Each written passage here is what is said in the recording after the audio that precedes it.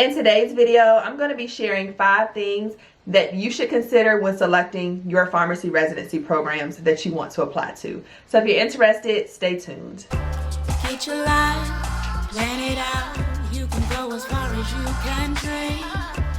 Edges laid, curls popping. She's a doctor of pharmacy. By the end of this video, I am hoping that you are able to cut your list down and really reevaluate each program that you're interested in to make sure that it's going to be a good fit for you. Make sure you stay to the end of the video. I am going to insert a clip on how you can identify all of the programs that are available throughout the nation, and that's through the ASHP directory. So I will give you a walkthrough at the end and show you how to access that and how to filter to make sure that you can find the programs and the information about each of the programs. That way that will help you in your selection process as well.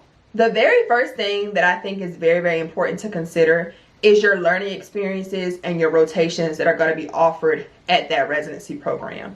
So a very good place to start is go on the website, and usually they have a pamphlet or brochure or a PDF file available where they break down what the schedule looks like. Are you in internal med, acute care? Are you in HIV clinic? What are your rotations? Anticoagulation? All of that should be laid out in a schedule, and it's not a hard set schedule, but it's a template. And so some of them might say longitudinal, meaning if you start your residency July 1, you're in that same learning experience the whole entire year. Now that sounds like a long time, but in patient care, that can mean that you're getting those same experiences throughout the whole year. So by the time you finish your residency, you're stronger in that skill set. The second thing that you want to consider is your patient population. So as a resident at the sites that you're interested in or the programs you're interested in, what is your primary patient population? You can have underserved, so these are patients who are uninsured, underinsured, or Medicare, Medicaid. You can have strictly government funded, so they only have Medicaid or Medicare. You can have private insurance clinics, so you have clinics and patients who have commercial insurance. Underinsured patients and uninsured patients, that patient population might require extra from you because they cannot access their medications. They cannot afford their next meal. So if you're in a diabetes clinic and you're talking to a patient who has six-figure job versus a patient who can't get their next meal, your plan of action is going to change. So you see how patient population plays into that. Also, if you're looking to work at the VA, that's going to be older, primarily male population with veterans. So you do want to be mindful of the patient population. Also, if it's a pediatric residency experience and you're only working with children, you want to know that before you step in that program, right? So making sure that the patient population, if it's not public domain, you can always ask that at an interview or during mid-year. The next thing I would consider is how many residents are you going to be working with as a resident at that program. Believe it or not, the number of residents and the amount of interactions that y'all have plays a huge role in your success as a resident, and it's all based on your personal personality. So I can't tell you which way to go, but I will say make sure you ask the right questions. So A, how many residents are at the site? Is it just me, or do I have a co-resident? Do I have 15 other co-residents and we all share one big office?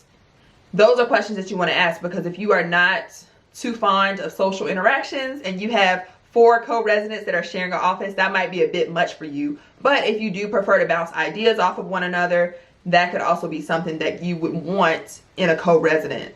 Now, some programs have co-residents that are at alternate sites. For example, my first year residency, while I did have a co-resident, my day-to-day task did not include or involve my co-resident. She was actually at another site, and we only saw each other maybe 3 or 4 times throughout the whole year. So that was the difference for me. My PGY1 was very different from my PGY2. My PGY2, we had a co-resident like office, and we were literally side by side. So anything that I needed to bounce off of her, I could. We discussed hanging out. We went to happy hour, we went to social events, baseball games. We were able to just really get to know one another and really bond throughout the year, which I love that. I love social interactions, but Say all that to say, know who you are as a person and know how much or how little you need from your co-resident, and make sure that you figure out which programs have what in place so that you can be successful. The next thing that I would say consider, and this is only if you're interested in completing a second-year residency in a specialized area, you want to make sure you know if that program offers a PGY2. So a lot of programs will do something called an early commit. An early commit just means as a PGY1 resident, you have an upper hand in getting the PGY2 at your same site because you can apply early and early commit to that program. So before all of the other applicants come through an interview, you've already secured your position and you don't have to go through the match. So that's a huge benefit, especially say for instance, you know you want to do emergency medicine and your site offers a PGY2 in emergency medicine and they only take one resident. Well, you may want to go there as a PGY1. That way you can build relationships with the preceptors, show your skills, do everything really, really well so that when the time comes around for PGY2, they already know who you are. They want to keep you on board and now you've secured your PGY2 spot. Versus if you're a PGY1, now granted this is done, so it's not impossible, but if you're a PGY1 in a different site or a different state, different program, and you're applying for a PGY2, you would essentially have to go through the whole entire process again from start to finish with your application, the interviews, the match, all of that to land your PGY2. So there's definitely perks if the program has a PGY2 in a specialty that you're interested in. So that should be on the website. You could also ask if it's not on the website if they do early commit during your interview or during the residency panel where they have all of the vendors out and you can basically go through and talk to all of the programs. If this video has been helpful, please make sure you drop down below and give this video a thumbs up. That will help YouTube recommend this video to others like yourself who also need the guidance and help as they navigate through the residency program process. I wanted to share how to find the residency programs. So if you go to google.com and search ASHP residency directory, you will see the link. It should be the first one that pops up. And once you click on this link, ASHP has all of the residency programs available. So you want to go down and click search residency directory. And from here, you're able to filter by state. So if you have a specific state that you know that you want to reside in, you can look at that specific state. And you can also filter by the category. So are you looking for a first-year residency, a second-year residency, or a combined? And then they have a running list of subcategories. Now, if you're unsure of what subcategory or you don't have a preference, you can definitely leave everything on the default.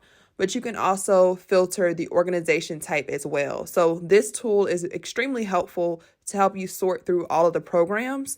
And once all of the programs that are available with the filters that you put in comes up, you can click on any of those programs and learn more about the start dates, the number of positions that they have available. So that's the number of co-residents that you would have essentially. So just -1. So if it's 3 available, you would have 2 co-residents. And then it will also list a brief description of the residency.